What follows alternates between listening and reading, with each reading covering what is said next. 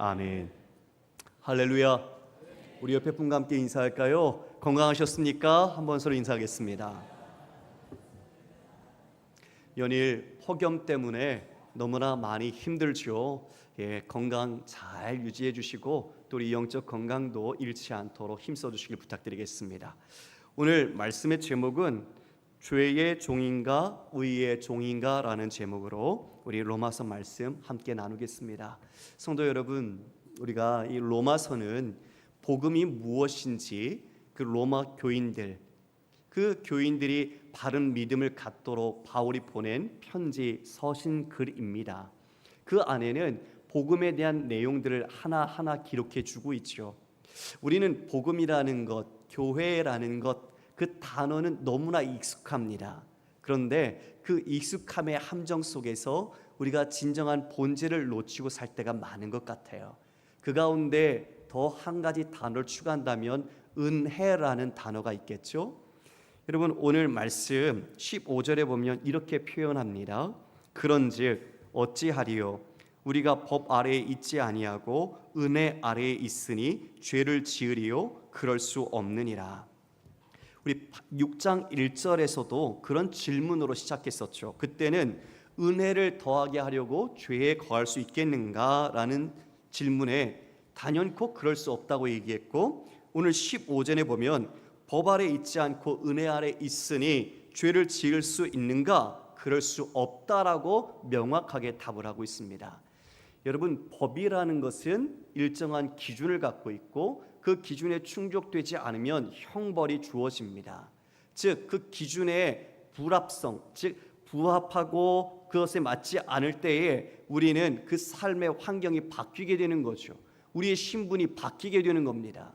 여러분, 죄를 지으면 죄인입니다. 그렇죠? 사회적인 법규 속에서 우리가 정해져 있는 법을 지키지 않으면 죄인이 돼요. 즉, 법이라는 것이 있기 때문에 죄인이 있고, 그리고 선량한 시민같이 이 선한 사람들이 같이 또 있게 되는 것이죠. 그런데 하나님은 우리를 은혜로서 부르셨다고 말합니다. 너희가 법 아래 있지 않고 은혜 아래 있다. 여러분, 이 말은 우리는 우리의 행위와 공로가 아니라 하나님의 전적인 선물, 호의, 은혜로 이와 같은 믿음 그리고 생명을 가진 하나님의 자녀가 되었다는 것을 말합니다. 믿으십니까? 그러면 은혜 아래 있다는 건 더 이상 지킬 법이 없기 때문에 어쩌면 우리가 자유를 갖고 있다고 말할 수 있겠죠. 그런데 그 자유가 모든 것을 행할 수 있는 자유일까요? 내가 구원받았고 내가 은혜 아래 있으니 이제 내게는 지켜야 할 법이 없기 때문에 나는 모든 것을 다 할 수 있는 자유가 주어졌어서 그렇게 행할 수 있는 것을 이야기할까요? 그렇지 않다는 것을 바울은 오늘 이야기해 줍니다. 여러분 신앙생활 몇 년 하셨습니까? 모태로부터 하신 분도 계실 거고 오늘 또 교회에 오신 분들도 계시고요. 여러분의 그 모든 신앙생활 속에서 여러분은 은혜라는 단어를 여러분 마음속에 어떻게 이해하고 계시고 각인하고 계십니까? 은혜는 하나님께서 우리에게 주신 자유를 분명히 말합니다. 그런데 그 자유는 우리가 죄를 지을 자유가 아닙니다. 우리가 옛사람의 모습처럼 우리가 죄 속에 종로로 탈 수밖에 없었던 존재로 우리가 그 안에 있는 것이 아니라 이제 죄와 싸울 수 있고 죄를 이길 수 있는 자유, 그 능력이 바로 복음으로서 우리에게 주어졌다는 것을 이야기해 주고 있죠. 여러분, 우리 16절 말씀을 좀 함께 읽어볼까요? 같이 읽겠습니다. 시작. 너희 자신을 종으로 내주어 누구에게 순종하든지 그 순종함을 받는 자의 종이 되는 줄을 너희가 알지 못하느냐. 이르고 혹은 순종의 종으로 의에 이르느니라. 여기서 바울은 우리 자신을 종으로 내주는 것, 즉 누구에게 순종하든지 그 순종함을 받는 것에 우리는 종이 된다고 이야기합니다. 영적인 세계에는 회색지대가 없습니다. 흰색 아니면 검은색이에요. 그 안에 어떤 사각지대가 없다는 것입니다. 하나님의 눈과 시각 속에 선과 악의 분명한 기준이 있듯이 그 안에 다른 영역, 중간에 겹쳐진 그런 영역은 없습니다. 신앙, 즉 이 모든 세상의 사람들은 죄의 종으로 살든가 아니면 하나님의 종으로 살든가 두 가지 중에 한 가지 길을 가게 되더라는 것이죠. 여러분, 여기에서 말하고 있는 지금 이 종이라는 단어는 그 당시에 참 비참함, 어려운 사람들, 그 신분 상승을 꿈꾸고 있던 사람들이죠. 자유가 없는 사람들입니다. 죄의 종은 정말 자유가 없습니다.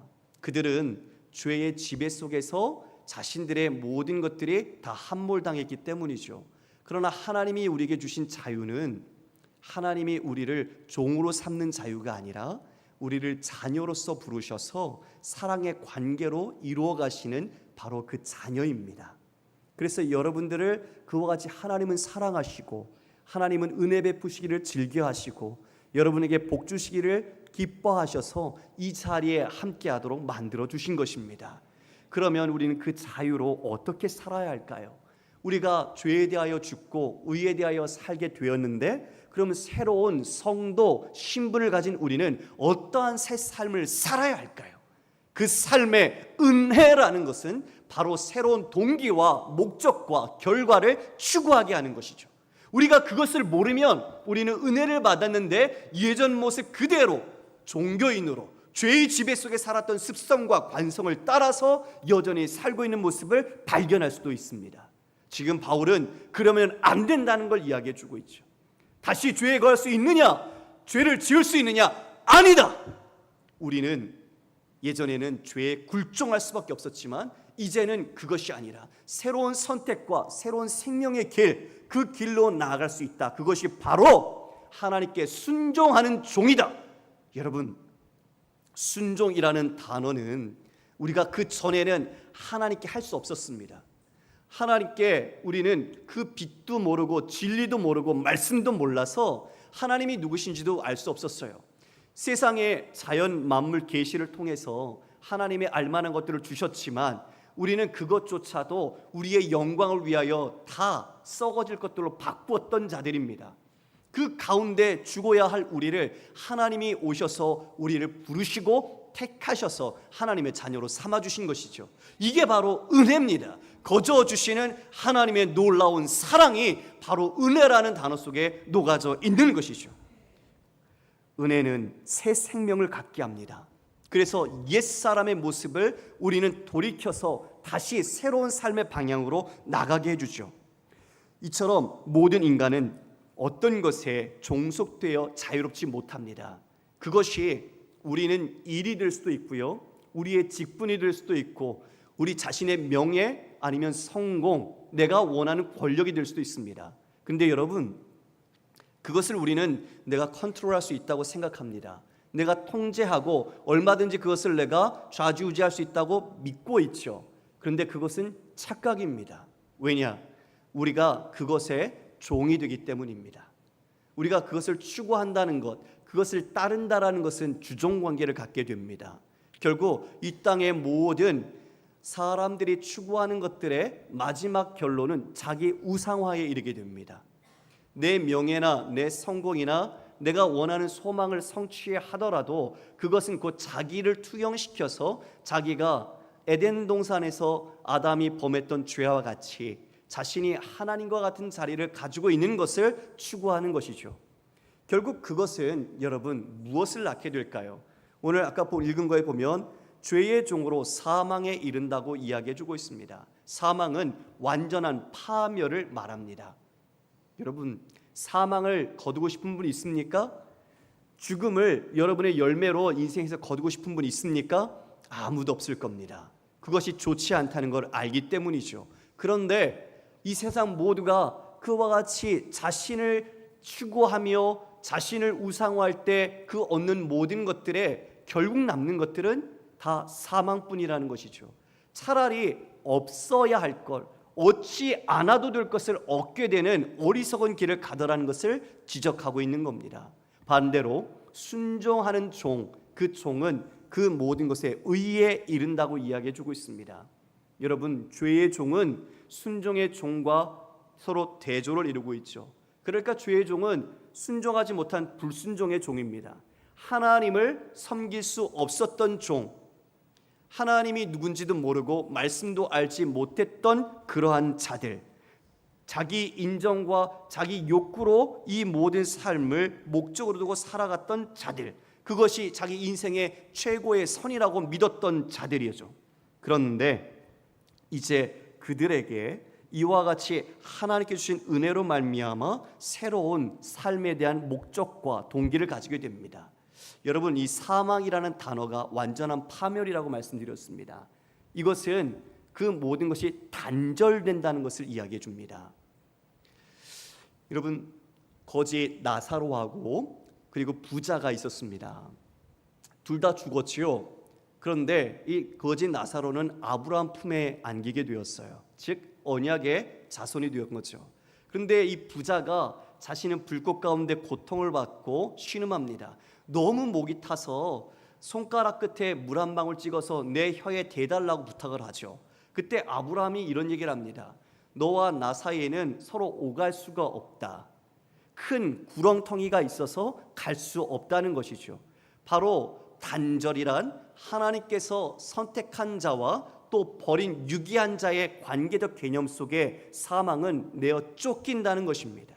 하나님과 상관없는 자로 살아가는 것, 바로 그게 죽음이고 사망이고 그게 단절입니다. 여러분, 그 단절 속에 더 이상 희망이 없습니다. 단절은 하나님 안에서 있을 때 희망을 갖게 되는데, 단절은 관계의 파악이기 때문에, 불의이기 때문에 더 이상 희망이 없습니다.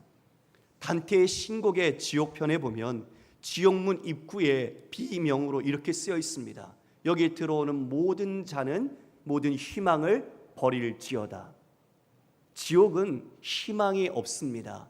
소망을 갖지 못하는 곳이에요. 완전한 단절과 완전한 파멸이 있는 곳이 지옥이라는 거 말하는 거죠. 성도 여러분, 바로 사망은 그러한 본질을 갖고 있습니다. 우리가 한 주 동안 여러분 분주하게 사셨죠? 가정에서 또 직장에서 일하느냐고 열심히 사셨을 겁니다. 그런데 여러분, 그 일 속에서 여러분 얼마나 쫓기셨습니까? 쫓겼다는 표현 속에서 일이 주인이라는 것을 눈치채셨습니까? 우리가 믿음을 가지고 하나님을 섬기는 자로서 그 믿음과 말씀으로 이 상황을 통제해야 하는데, 우리의 이 땅에서 교회를 벗어난 다른 삶은 우리가 그쪽의 일이 내 주인이 되거나 아니면 내 위에 있는 상사가 내 주인이 되거나, 이렇게 내가 하나님을 잃어버린 모습처럼 우리의 삶을 살아가고 있지는 않았습니까?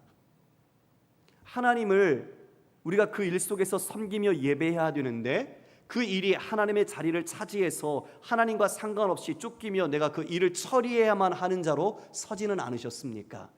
여러분, 우리가 돈 때문에 일하는 것, 물론 돈은 필요합니다. 그러나 하나님은 우리에게 있어야 할 것을 다 아신다고 말씀하셨고, 하나님은 우리를 돌보시는 아버지입니다. 우리가 삶의 목적을 분명하게 우선순위를 가져야 합니다. 하나님을 만나고 말씀을 깨닫게 되면 우리는 삶의 우선순위가 뒤바뀝니다. 그때 하나님을 깨달을 때 내가 뭘 쫓아왔는지를 보게 되죠.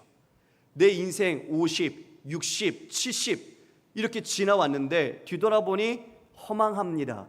내가 뭘 이루었지?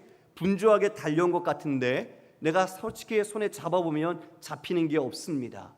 그리고 내 신앙을 돌아보면 내 신앙도 하나님 앞에서 성숙하고 내 스스로 보기에 좋은 신앙이라고 이야기할 수 없을 때가 있습니다.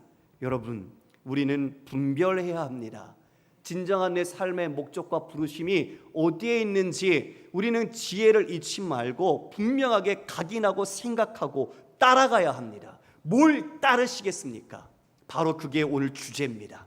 죄를 따를 것인가? 그리고 의의 종으로 하나님을 따를 것인가? 이것이 우리의 삶의 문제임을 제기해 주고 있는 것이죠. 여러분, 말씀을 보겠습니다. 17절 말씀 제가 읽겠습니다. 하나님께 감사하리로다. 너희가 본래 죄의 종이더니 너희에게 전하여 준 바 교훈의 본을 마음으로 순종하여 죄로부터 해방되어 의에게 종이 되었느니라. 첫 서두가 하나님께 감사하라. 여러분, 얼마나 이 감사를 하는 명령 속에서 여러분 우리의 존재가 어떤 존재로 바뀌었는지 느껴지십니까? 이 감사는 그냥 감사가 아닙니다. 우리 생명이 뒤바뀐 감사, 우리가 죽어야 할 자에서 생명의 사람으로 나오게 된 우리의 삶의 새로운 거듭남, 그 모든 것을 은혜로 주신 것에 대한 깊은 통찰 속에 감사해요. 그러니까 내 자신이 죄인이었다는 것을 알지 못하면 이 감사를 할 수 없습니다. 여전히 내가 사회적으로 인지도가 있고 영향력이 있고 이 사회에서 인정받고 있는 사람이라고 내 스스로에 있는 것으로 자신을 평가할 때 이 감사를 할 수가 없습니다. 하나님을 깊이 알 수도 없고 하나님의 베푼 은혜가 무엇인지도 느낄 수도 없습니다. 우리는 내가 죽을 때, 내가 사라지고 내 안에 예수 그리스도로 가득 찰 때 진정한 이 감사를 깨달을 수 있기 때문입니다.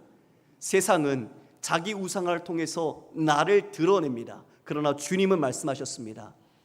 자기를 부인하고 자기 십자가를 지고 나를 따르라.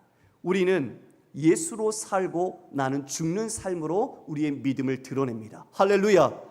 바로 그것이 지금 이에 말하는 바 감사의 이유입니다. 우리가 감사할 수 있었으면 좋겠습니다. 성도 여러분이 한 주간의 삶에서 진정한 믿음과 복음 때문에 감사를 하나님께 드렸던 기억 있으십니까? 그 기억 그리고 그 눈물, 그 기도가 있기를 소망합니다. 너희가 본래는 죄의 종이더니 이에 태어나는 모든 사람마다 죄인이었습니다. 아담의 범죄함으로 우리는 대표인 아담이 그와 같이 악행함으로써 우리는 죄인이었습니다. 그래서 우리 모두는 태어난 사람은 다 죄인입니다. 죄에서 벗어날 수가 없었습니다. 그런데 너희에게 전하여 준 바 교훈의 본을 마음으로 순종하여 죄로부터 해방되어 의에게 종이 되었다. 교훈의 본은 복음을 말합니다. 진리의 말씀을 의미합니다. 그 말씀이 우리의 심령 속에 떨어진 것입니다. 그 말씀을 들을 때 우리의 마음속에서 변화가 일어났습니다. 진짜 무엇이 길인지, 어디에 생명이 있는지 하나님께서 깨닫게 해주셨습니다. 성령을 통해서 깨닫게 해주시지 않으면 우리는 그것을 알 수가 없었던 거죠. 그걸 은혜로 우리 깨닫게 하심으로 이제 우리는 바른 길을 알고 돌이키게 된 겁니다. 그것이 바로 의의 길입니다. 그것이 생명의 길입니다. 성도분, 여기에 보면 죄로부터 해방되어라고 말하고 있습니다. 해방이라는 단어가 오늘 본문에 2번 나옵니다. 해방이라는 말, 이제 곧 광복절이 다가오죠. 우리가 일제 강점기 주권을 잃고 그 모든 고통에 신음하던 때가 있었습니다. 그런데 다시 주권을 회복하고 우리가 자유를 누리게 되었죠. 여러분, 그 한 번 이제 그 모든 자유를 회복했을 때 그 자유는 지금 우리까지 이루고 있습니다. 그것은 한 번 결정되었지만 지금까지도 우리는 모두가 자유를 가지고 이 대한민국이라는 주권을 가지고 있는 나라로서 살아가고 있습니다. 마찬가지로 예수 그리스도께서 십자가 지심으로 우리의 죄를 대속하신 그 유일한 단번의 제사, 그 사건이 바로 우리에게 구속력 있게 지금도 우리에게 자유와 구원과 생명으로 역사하고 있는 것입니다. 그 해방, 우리가 출애굽의 모티브를 여기서 볼 수 있는데요. 죽을 수밖에 없었던 종로로 타고 있던 그들에게 예수 그리스도 바로 유월절 어린 양으로 예표되는 그 양 죽음 통해서 그 죽음이 유월됐습니다. 그리고 그들은 이제 구원을 받게 되었죠. 그들이 어디로 향하여 갑니까? 가나안 땅으로 갑니다. 그런데 여호수아에게 하나님께서 이렇게 말씀하셨습니다. 내가 너희 발바닥으로 밟는 모든 땅을 내가 주었다. 여러분, 시제가 맞지 않습니다. 내가 발바닥으로 밟는 땅을 내가 너희에게 주었노니, 아직 밟지도 않았는데 그 땅을 주었다고 말씀하십니다. 시간은 인간에게 필요한 거지 하나님께는 필요하지 않습니다. 하나님은 모든 것을 다 아시기 때문이죠. 그러면 그 땅, 가나안 땅은 무엇으로 살아가는 땅이라는 것을 이야기하는 것입니까? 믿음으로 순종하여 얻는 땅이라는 것을 말하고 있는 겁니다. 성도 여러분, 지금 우리가 살고 있는 모든 삶의 영역이 바로 그것입니다. 우리의 믿음으로 여러분이 밟는 그 모든 곳이 하나님의 나라, 여러분의 순종으로 여러분이 행하는 곳이 하나님의 나라가 다 되어 가는 것입니다. 이것이 바로 영역 주권론입니다.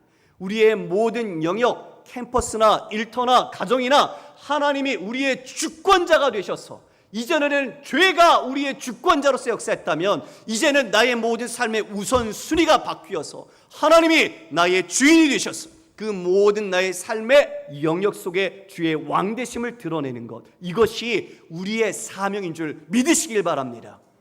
구원받았다는 것이 그냥 살라는 것이 아니라는 거죠.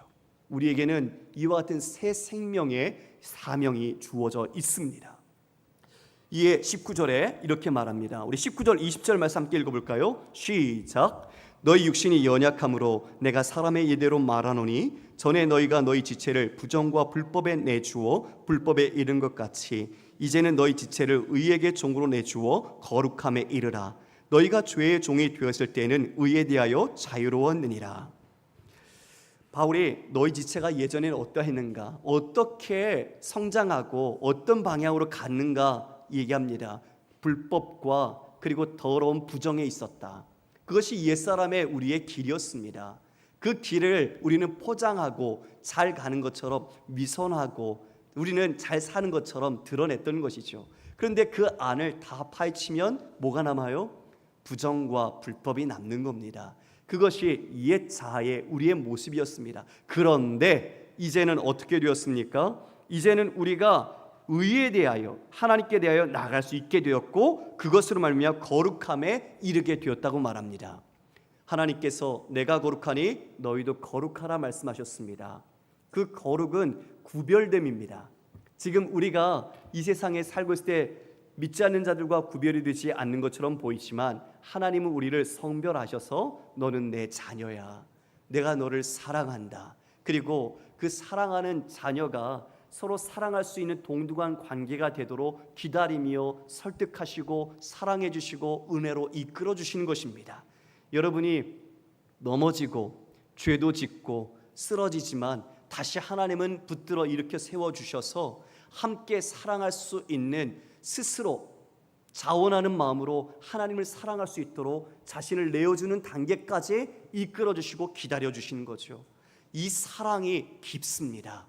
자녀를 키워보시는 분들은 그 감격을 알 겁니다. 그 자녀가 무엇인가 바라고 무엇인가 목적하고 하는 것이 아니라 엄마 아빠 자체를 사랑하고 기뻐하여 자신과 함께 할 때 그 즐거움이야말로 참된 즐거움이라는 것을 알게 될 겁니다. 사랑은 누군가를 굴종하거나 얽매이지 않습니다. 너 이거 해야 내가 사랑 줘. 그리고 내가 이만큼 사랑해 줬으니까 너도 이만큼 나한테 사랑해 줘야 돼. 사랑은 그렇게 요구하지 않습니다. 사랑은 내가 아프지만, 내가 지금도 힘들지만 기다립니다.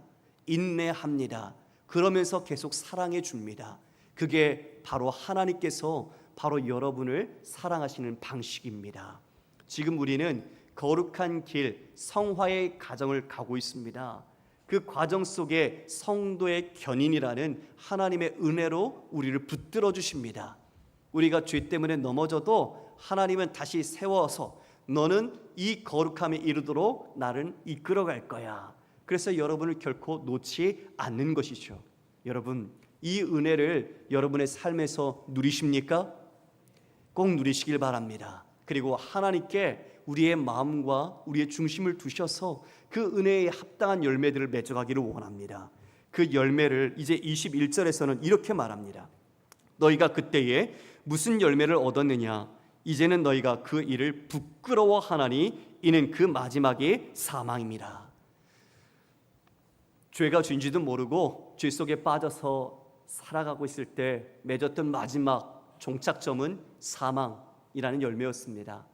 아무리 좋은 것을 거두려고 몸부림쳐봤자 사망입니다. 그러나 반대로 이제는 우리가 죄로부터 해방되어 하나님께 종이 되었을 때는 의로 인하여 거룩함에 이루며 또한 마지막 영생을 얻게 된다고 이야기해 줍니다. 육체의 일에 대해서 갈라디아서에서 이와 같이 이야기해주고 있습니다. 우리 갈라디아서 5장 19절 이하 말씀인데요, 함께 읽어볼까요? 시작. 육체의 일은 분명하니 곧 음행과 더러운 것과 호색과 우상 숭배와 주술과 원수 맺는 것과 분쟁과 시기와 분냄과 당짓는 것과 분열함과 이단과 투기와 술 취함과 방탕함과 또 그와 같은 것들이라. 전에 너희에게 경계한 것 같이 경계하노니 이런 일을 하는 자들은 하나님의 나라를 유업으로 받지 못할 것이요. 15가지 육체의 일을 기록해 놓고 있습니다. 여러분 지금 읽으신 것 중에 여러분의 마음속에 걸림이 있는 것 있습니까?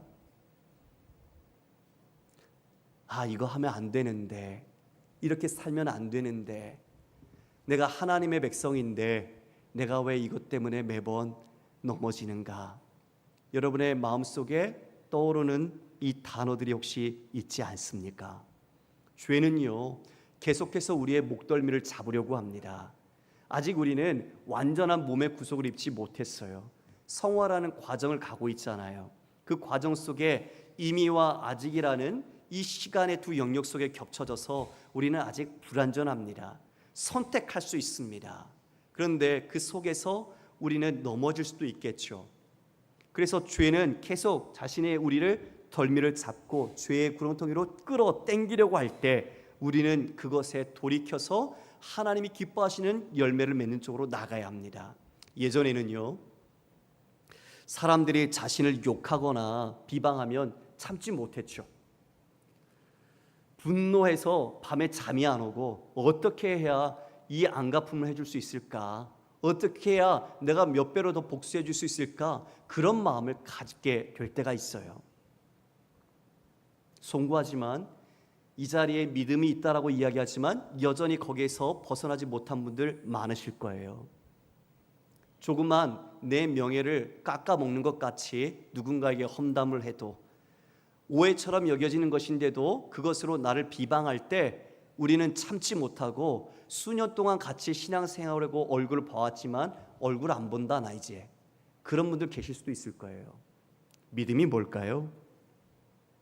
뭘 여러분 믿음으로 살고 계셨을까요? 은혜는 무엇으로 여러분에게 새기고 계셨을까요? 세상에 가면 명예라는 것 때문에 사람들이 자신이 그와 같이 누군가에게 짓밟히는 것을 못 참습니다. 그것이 곧 자존심이고 자신의 능력이라고 생각되기 때문이죠. 그런데 신자는 예수님 만나면 달라집니다.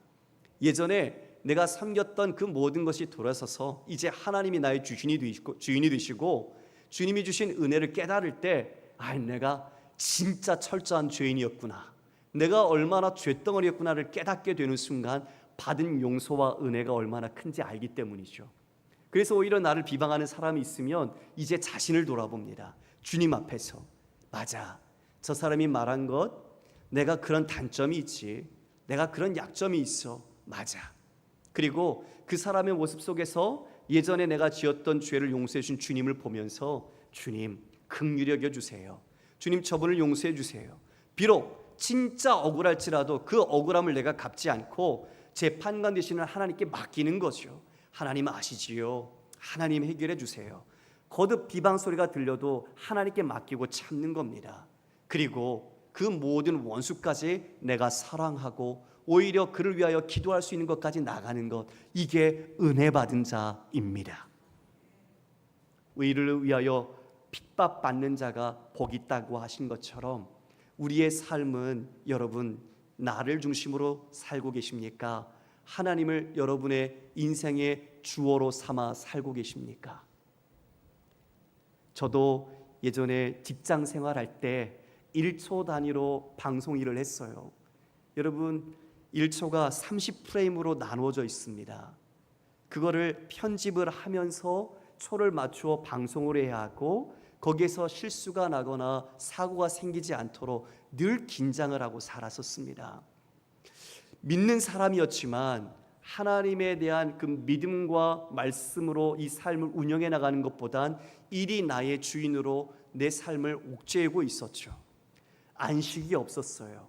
숨은 쉬지만 진짜 평강은 없었어요. 여러분, 그러나 예수를 진짜 만나야 합니다.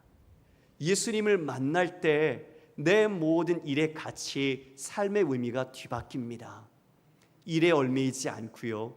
그 큰 사건이 나를 죽일 것 같지만 그것보다 크신 주님이 보여요. 그리고 내 호흡을 주관하시는 하나님을 깨달을 때 이 삶이 하나님 손에 있다는 것을 알 때 담대해질 수가 있는 것이죠. 이게 믿음입니다.